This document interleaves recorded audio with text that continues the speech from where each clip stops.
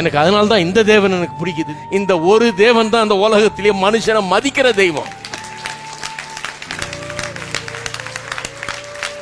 மனுஷனை மதிக்கிற தெய்வம் எங்க? மனுஷனை ஒரு துச்சமா நினைக்கிற தெய்வம் கிடையாது. மனுஷனை மதிக்கிறது. ஏன் இவர் ஒருத்தர் தான் மதிக்கிறாரு? ஏன்னா இவர் தான் சிருஷ்டித்த தெய்வம்.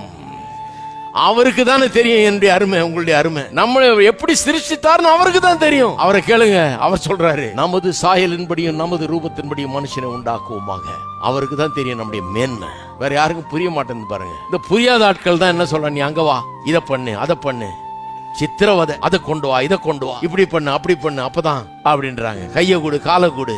இந்த தெய்வம் என்ன எதுவும் கொடுக்க சொல்ல, என்ன தெரியுமா கொடுக்குறாரு? அவர் தன்னையே கொடுக்கிறாரு. எனக்காக என்னை மீட்டுக் கொள்ள முடியாய் தன்னையே கொடுக்கிறார். கல்வாரி சிலுவையில ஜீவனை கொடுக்கிறார், என்னை மீட்டுக் கொள்றாரு. ஒண்ணு என்கிட்ட அவர் கேட்கல, என்னுடைய உள்ளத்துல அவருக்கு முதலிடத்தை கேட்கிறார். தப்பா இது? இது ஒண்ணுதான் கேட்கிறார்.